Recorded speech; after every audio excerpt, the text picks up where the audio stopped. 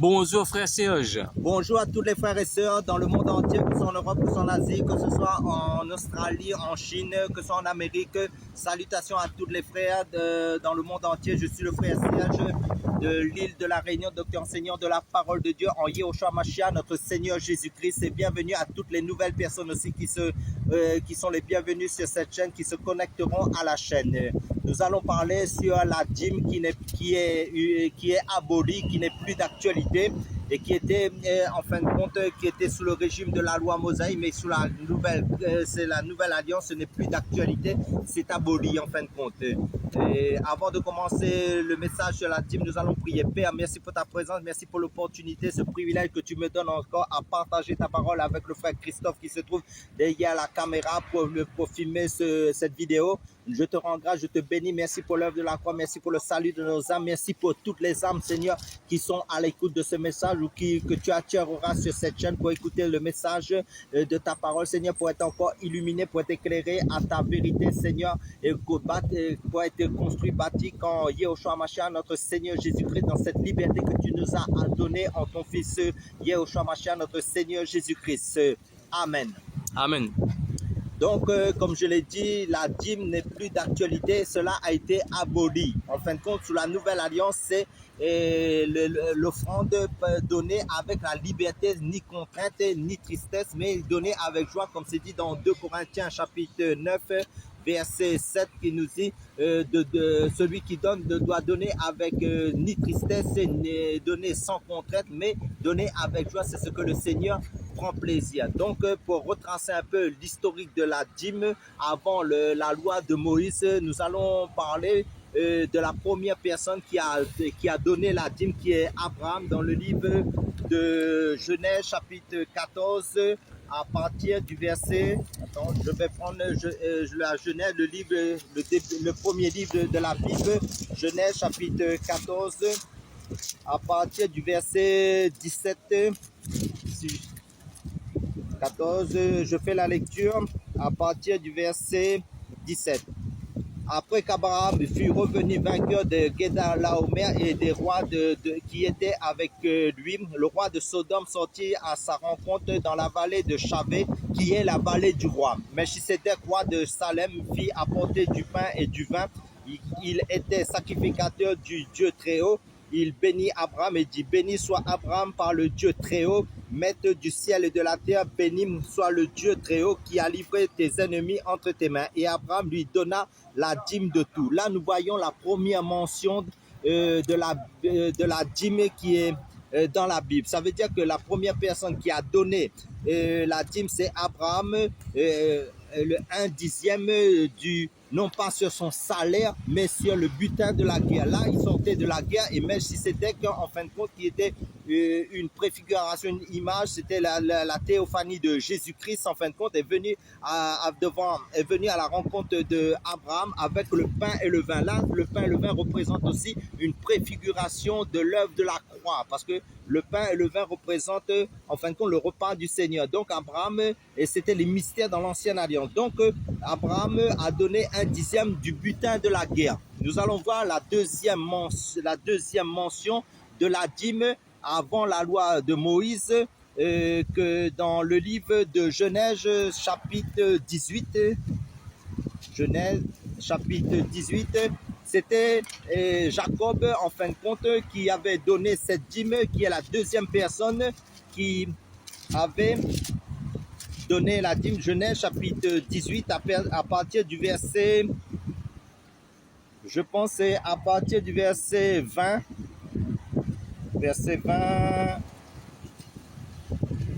je commence. Et l'Éternel dit: le cri contre Sodome, et Genèse chapitre 28. 28, à partir du verset 20. Jacob fit un vœu en disant: si Dieu est avec moi et me garde pendant ce voyage que je fais, s'il me donne du pain à manger et des habits pour me vêtir, et si je retourne en paix à la maison de mon père, alors l'Éternel sera mon Dieu. cette pierre que j'ai dressée pour monument sera la maison de Dieu. Et je te donnerai la dîme de tout ce que tu me donneras. Là, Jacob a fait une promesse à Dieu en disant qu'il donnerait la dîme, en fin de compte, à Dieu. Mais dans la Bible, on ne nous dit pas s'il a vraiment réalisé sa promesse. Mais il avait promis de donner un dixième si Dieu le garde, le maintient en bonne santé, tout ça. Donc ça c'était...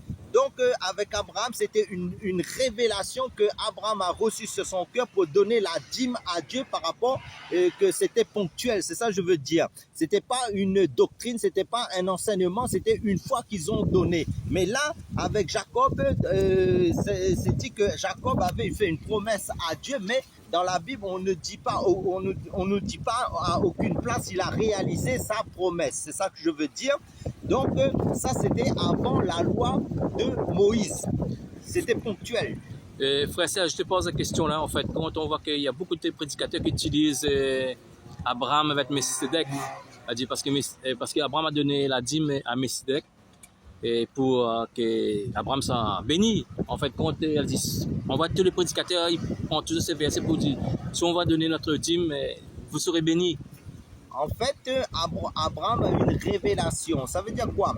Ça veut dire que Abraham l'a fait une fois pour toutes. Abraham n'a pas fait une doctrine. Ça veut dire un enseignement pour que cela se répète plusieurs fois. Il a fait une fois pour toutes. Parce qu'en fin de compte, comme Dieu était avec lui et Dieu, en fin de compte, a combattu dans cette guerre. En fin de compte, Dieu, il a été reconnaissant à Dieu, il lui a donné un dixième du salaire, non pas sur son salaire personnel, mais sur le butin de la guerre qui ne l'appartenait même pas, mais qui appartenait à ses ennemis. C'est ça qu'il faut comprendre, parce qu'aujourd'hui, si quelqu'un donne un dixième, 10%, en fin de compte, il donne sur quoi? Sur son salaire. Il a transpiré, il est parti au travail, et pour avoir ce salaire-là, pour donner. Mais Abraham, là, il n'a pas travaillé. Lui, il a donné le 10%, là, cette dîme sur le butin de la guerre. C'est autre chose. Donc, c'était une révélation. C'est ça. Il n'a pas fait une doctrine. Mais de nos jours, en fin de compte, les personnes utilisent ce verset pour faire une doctrine pour que à chaque mois, en fin de compte,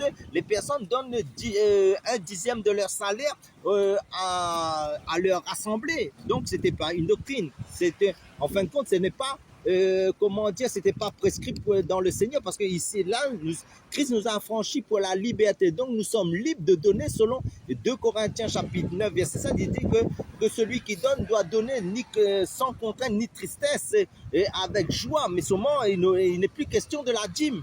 Frère Serge, on voit que les prédicateurs, les grands prédicateurs, en fait, ils utilisent aussi Deutéronome, dans la loi de Moïse. Oui, Deutéronome 14. Nous allons voir ça maintenant. Deutéronome 14, il comprend 22, partie 22. Deutéronome 14, il prend de ce verset. En fin de compte, nous allons voir, parce qu'en fin de compte, dans la Bible, il y a plusieurs sortes de dîmes. Si on donne un 10%, en fin de compte, nous allons voir maintenant sous la loi de Moïse, Dieu avait donné maintenant cet enseignement sous la loi de Moïse de 4 dîmes. Et nous allons voir ces 4 dîmes en fait.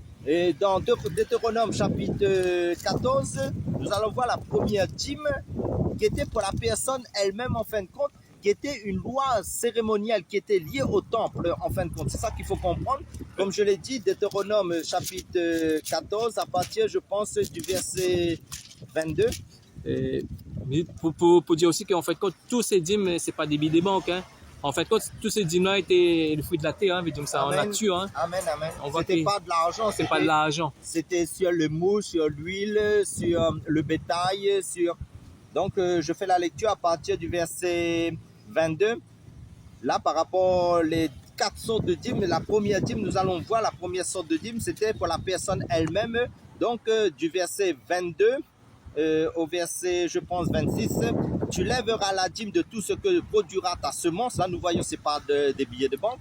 De ce que rapportera ton champ chaque année, et tu mangeras devant l'Éternel ton Dieu dans le lieu qu'il choisira pour y faire résider son nom. La dîme de ton blé, de ton mou et de ton huile et les premiers-nés de ton gros et de ton menu bétail, afin que tu apprennes à craindre toujours l'Éternel. Peut-être lorsque l'Éternel, ton Dieu, t'aura béni et le chemin sera-t-il trop long pour que tu puisses transporter ta dîme à cause de ton éloignement du lieu qu'aura choisi l'Éternel, ton Dieu, pour y faire résider son nom. Alors tu échangeras ta dîme contre de l'argent, tu serreras cet argent dans ta main et tu iras au lieu que l'Éternel, ton Dieu, aura choisi. Là, tu achèteras avec l'argent tout ce que tu désireras, des bœufs, des brebis, du vin et des liqueurs fortes, tout ce que te fera plaisir, tout ce qui te fera plaisir, tu mangeras devant l'Éternel ton Dieu et tu te réjouiras, toi et ta famille. Amen. Là, nous voyons la première sorte de dîme dans la loi de Moïse. Ça veut dire que Dieu avait prescrit la dîme pour la personne elle-même. C'était la personne même mangeait sa propre dîme et ce n'était pas à n'importe où. C'était c'était à Jérusalem, là où résidait le nom du Seigneur. Là où résidait le nom du Seigneur, c'était à Jérusalem, au temple de Jérusalem. Les personnes montaient au temple de Jérusalem, à Jérusalem, pour se festoyer en fin de compte, et c'était la dîme était pour elle mangeait sa propre dîme, mais ce qu'il faut comprendre, c'est par exemple, il y avait trop elle ne pouvait pas transporter son bien, ça veut dire que son champ, que ses bétails, ça veut dire que elle en fin de compte, elle vendait, mais prenait l'argent et achetait là, à Jérusalem, le bétail, tout ce qu'elle avait à cœur d'acheter pour festoyer, pour manger à Jérusalem, au temple là-bas. Ça, c'est dans la période de fête de pèlerinage, parce qu'en Israël, il y avait 7 fêtes de l'Éternel. Oui. Hein? En fin de compte, ce qu'il faut comprendre, il y avait 7 fêtes de l'Éternel, qu'il y avait la Pâque, la Pentecôte, et vous savez, au jour de l'effusion du Saint-Esprit. Et dans Actes chapitre 2, tous les Juifs de la diaspora du monde entier venus à Jérusalem, et c'est là que l'évangile a été propagé aussi. Et quand il y a eu l'effusion de l'Esprit, ça veut dire que les 3 principales fêtes, que là où c'était la Pâque, la Pentecôte, comme vous le savez en tant que lecteur de la Bible, ça veut dire qu'il y avait 7 fêtes de l'Éternel, mais les 3 principales fêtes, en fin de compte, là, les Juifs allaient fêter à Jérusalem. Donc, cette dîme était aussi préconisée par le Seigneur, qui était la première sorte de dîme, dans la loi mosaïque. Donc, nous allons voir la deuxième sorte de dîme, toujours dans Deutéronome, chapitre 14, à partir du verset, je pense, le verset 27 au verset 28. Là, il nous est dit, tu ne délaisseras point le Lévite qui sera dans tes portes, car il n'y a ni part ni héritage avec toi. Au bout de 3 ans, Et en fait, ce qu'il faut comprendre, j'avais oublié, la première sorte de dîme se faisait tous les ans, chaque année en fin de compte. Parce que dans la deuxième sorte de dîme, c'était tous les 3 ans. Là, il nous est dit, au bout de 3 ans, tu sortiras toute la dîme de tes produits pendant le 3e année et tu la déposeras dans tes portes. Amen. Oui. Donc, la deuxième sorte de dîme, c'était pour les Lévites. Ça veut dire qu'il faut bien comprendre. Rappelez-vous, en tant que lecteur de la Bible, quand Josué a fait entrer le peuple d'Israël dans le pays de Canaan, il y avait 12 tribus. Ça veut dire, Siméon, Isaac, comme vous le savez, c'était les 12 patriarches. Mais les Lévites n'avaient pas de lot, ça veut dire de terrain, de terre. Dieu n'a pas permis qu'ils aient de terrain parce qu'ils appartenaient au Seigneur. Donc les Lévites, ça veut dire que les Lévites étaient répartis dans les 11 tribus d'Israël. Mais maintenant, comme ils n'avaient pas de revenus, ça veut dire que là, Dieu avait dit à tous les enfants d'Israël de leur donner un 10e, ça veut dire la dîme pour les Lévites. Et parce qu'ils étaient consacrés au Seigneur eux. Donc c'était les Lévites, je parle. Donc à ce moment-là, c'était pour eux, tous les 3 ans, ça veut dire c'était une loi une sorte de loi sociale. C'est ça qu'il faut comprendre, parce que Dieu les avait donné cette dîme-là pour les Lévites. Donc nous allons voir maintenant la 3e sorte de dîme, toujours Deutéronome chapitre 14, verset 29, il nous est dit, alors viendront le Lévite qui n'a ni part ni héritage avec toi, l'étranger, l'orphelin et la veuve qui seront dans tes portes, et ils mangeront et se rassasieront, afin que l'Éternel ton Dieu te bénisse dans tous les travaux que tu entreprendras de tes mains. Ça veut dire quoi? Ça veut dire que à ce moment-là, au bout de 3 ans aussi, Dieu avait pensé aux pauvres aux étrangers, à l'orphelin, aux veuves. Ça veut dire eux, ils avaient rien aussi. Donc Dieu avait préconisé aussi cette loi sociale qui se faisait tous les 3 ans pour les Israélites. En fin de compte, il versait aussi la dîme qui est 1/10 de là où leur champ les a rapportés pour les pauvres, parce que Dieu savait que, en fin de compte, comme ils étaient étrangers dans le pays d'Égypte, Dieu pensait aussi aux étrangers qui étaient sur la terre d'Israël. Donc, il pensait aux orphelins et la veuve comme de nos jours. Ça veut dire, dans le jour, c'est comme une loi civile. Ça veut dire que Dieu pensait aussi aux démunis, aux personnes qui étaient dans le besoin. Donc, c'était les Lévites, et c'était les veuves, les orphelins et les étrangers. Là, c'est la troisième sorte de dîme. Frère Serge, pourquoi le chrétien ne lit pas la Bible? Pourquoi dans la Bible, il dit que la dîme, c'est pas de l'argent? C'est sur le fruit de la terre, hein? Oui, c'était les bétails, Oui. le bétail, le moule, l'huile, comme nous avons lu dans Deutéronome, tout ce que la terre rapportait. Donc, soit ils convertissaient, quand c'était loin pour aller à Jérusalem, ils convertissaient ça en argent, et quand ils arrivaient là-bas, ils achetaient tout ce qui leur plaisait pour se réjouir, pour festoyer à Jérusalem, au temple de Jérusalem, là où Dieu avait mis son nom. C'était à Jérusalem. Frère Serge, avant que tu reprends ce verset, tu peux prendre Agé chapitre 2, verset 8. Agé chapitre 2, verset 8. Frères et sœurs qui nous écoutent dans le monde entier, il faut que vous lisez la Bible, hein, parce qu'en fait, quand dans la Bible, il nous explique tout. Il ne faut pas nous écouter simplement un pasteur qui nous enseigne. Hein. Il y a des pasteurs qui nous enseignent la vérité, il y a des personnes qui nous enseignent des faussetés. Hein. Il y a des personnes... Agé chapitre 2, verset 8. Verset 8. Il y a des pasteurs qui connaissent la vérité, mais vous tiennent captifs.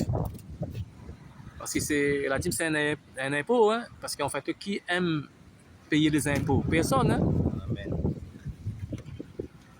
Donc, Agé chapitre 2, verset 8, je lis, l'argent est à moi et l'or est à moi, dit l'Éternel des armées. Amen.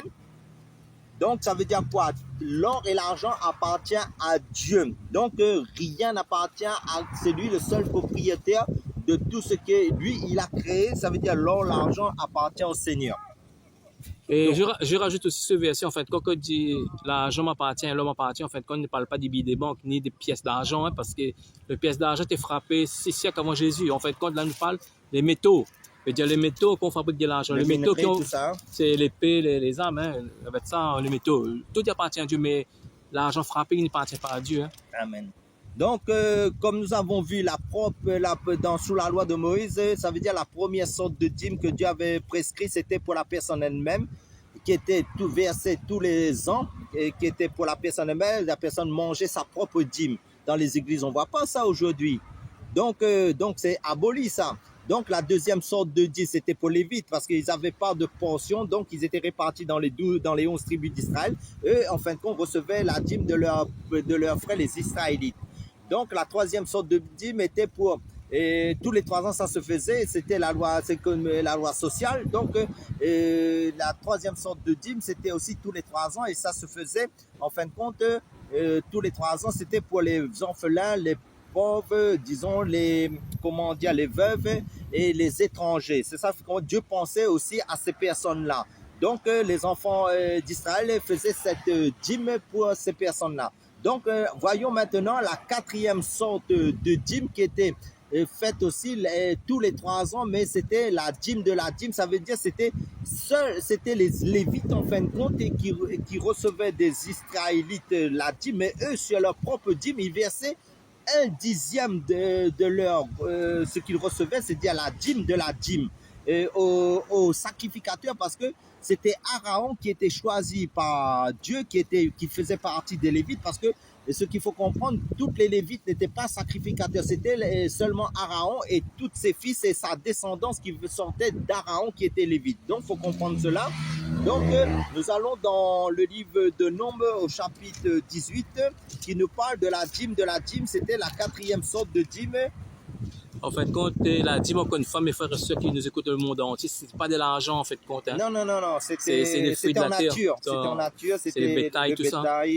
C'était ce que la terre apportait, ce que les personnes, en fin de compte, rapportent. Et tout à l'heure, on va regarder Matthieu 23, verset 23, on voit encore la dîme, parce que il prend ce verset hein, dans la Nouvelle Alliance avec Jésus, hein, parce que Jésus est encore sous la loi, on voit que c'est pas encore de la dîme, la dîme, c'est pas de l'argent encore. Hein.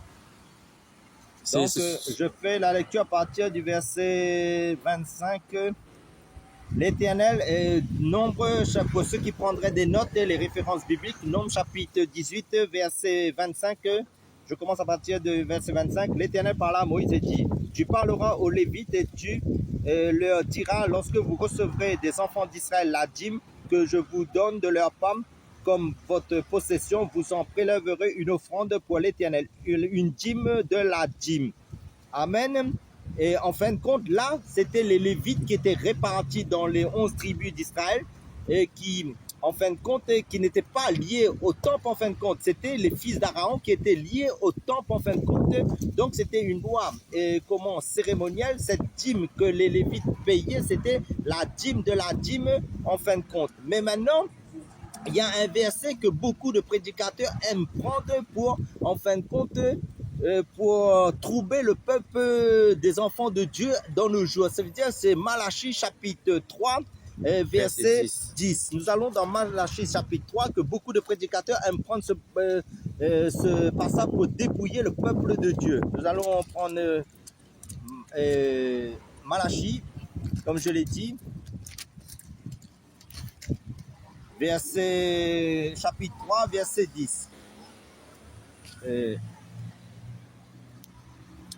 Je commence à partir du verset 10. Apportez à la maison du trésor toutes les dîmes, afin qu'il y ait de la nourriture dans ma maison. Mettez-moi de la sorte à l'épreuve, dit l'Éternel des armées, et vous verrez si je n'ouvre pas pour vous les écluses des cieux, et si je ne répands pas sur vous la bénédiction en abondance.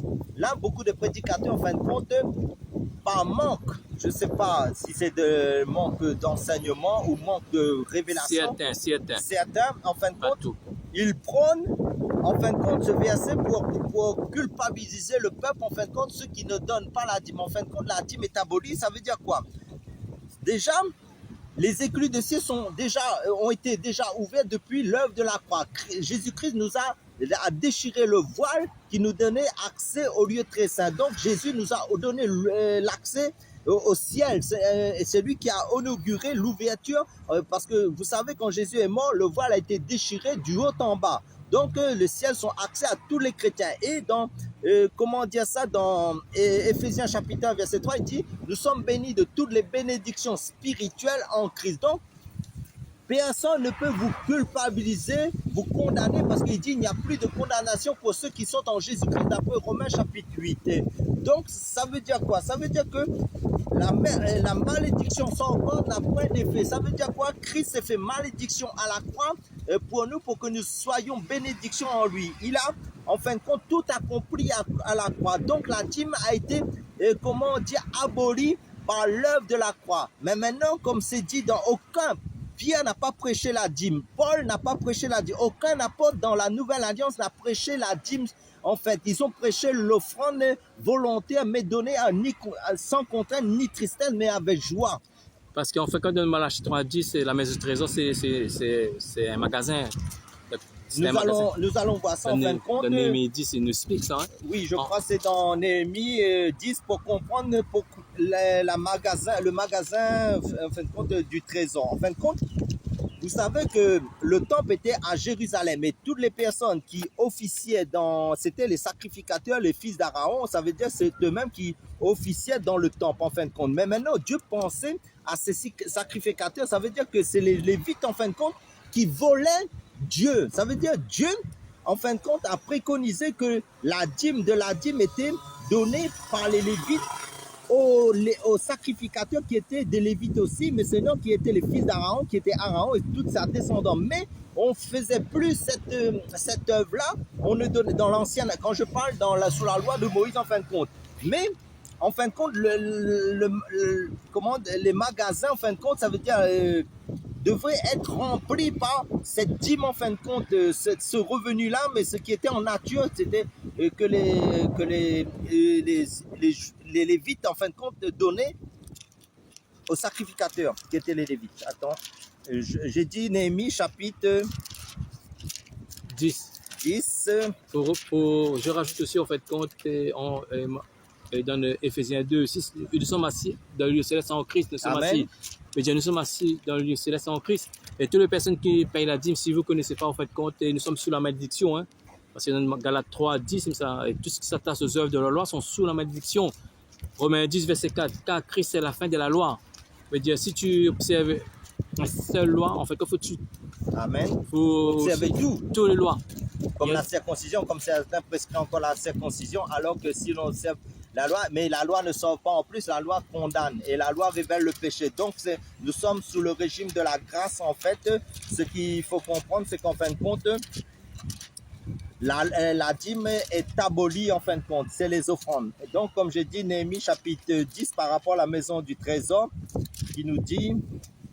Parce que si vous croyez que vous donnez la dîme pour être béni, vous êtes maudit en fin de compte. Et non, hein, nous sommes déjà bénis. Hein. Après, si tu donnes de l'argent, c'est à cœur et c'est pas un problème, hein, parce que le Seigneur n'est pas contre quand tu donnes tes offrandes, parce que la nouvelle alliance... Après, c'est la question que vous devez toujours plier les genoux, parce que vous avez les impôts, vous avez le loyer, vous avez votre famille à occuper, parce qu'il dit celui qui ne prend pas soin de sa famille est pire qu'un païen. Donc vous prenez soin avec votre argent, pour, comment dire, vous avez aussi des loyers, des factures à payer, mais après de prier le Seigneur en fin de compte, de mettre, de déposer sur votre cœur, de donner ce que lui mettra sur votre cœur pour donner en offrande en fin de compte. Mais maintenant, nous sommes tous des sacrificateurs. C'est ça qu'il faut comprendre. Et à qui vous payez la dîme? Parce que sous l'ancienne alliance, on payait aux sacrificateurs. Parce que nous sommes un royaume de sacrificateurs. D'après Apocalypse chapitre 1, verset 6, il nous est dit. Et là, nous nous allons pour comprendre la maison du trésor, nous allons dans Néhémie chapitre 10, verset 35. Verset 35, il nous est dit, nous résolûmes d'apporter chaque année à la maison de l'Éternel les prémices de notre sol et les prémices de tous les fruits, de tous les arbres. Là, nous voyons, c'était en nature, c'était les prémices des sols, ça veut dire ce que la terre rapportait et les fruits, tout ça là, d'amener à la maison de notre Dieu. Ça veut dire dans le temple de Jérusalem, aux sacrificateurs. C'était destiné aux sacrificateurs qui font le service dans la maison de notre Dieu. Les premiers-nés de nos fils et de nos bétails, comme il est écrit dans la loi, c'est-à-dire la loi de Moïse. Les premiers-nés de nos bœufs, de nos brebis, d'apporter aux sacrificateurs dans les chambres de la maison de notre Dieu. Là, nous voyons la maison du trésor, c'était des magasins, c'était des chambres en fin de compte. C'était des endroits où on stockait la dîme de la dîme que les enfants d'Israël, que les Lévites apportaient aux sacrificateurs. Et là, ils faisaient plus ce service-là. Ils volaient Dieu parce que Dieu avait préconisé ça pour que les sacrificateurs qui servaient au temple aient toujours des choses et pour, comment dire, pour eux en fin de compte, pour qu'ils ne soient pas...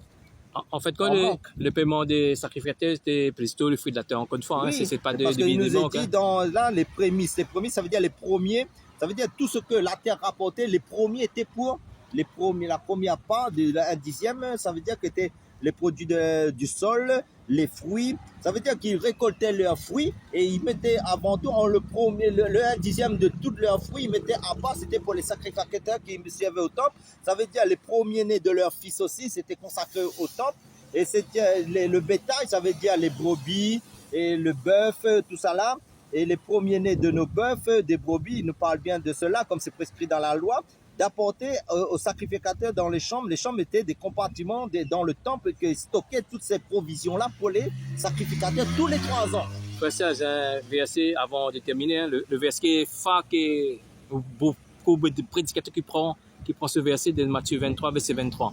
Amen. Donc je continue par rapport au temple.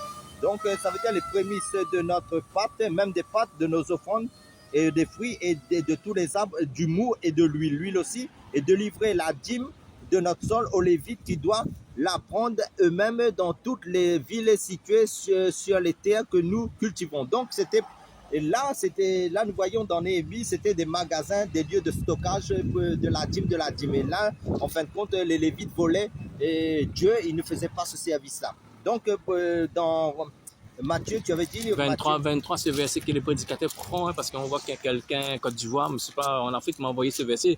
Je leur ai répondu que non, enfin, quand ce verset, c'est pas de l'argent. Hein. Après, Matthieu 23. Parce que ce sont des versets phares qu'il prend, en fait, compte. Encore une fois, de ce verset ne parle pas de l'argent. Hein. Loin de là. Hein. Malheur à vous, scribes et pharisiens hypocrites, parce que vous payez la dîme de la menthe, de la nette et du cumin, et que vous laissez ce qui est plus important dans la loi, la justice, la miséricorde, la fidélité.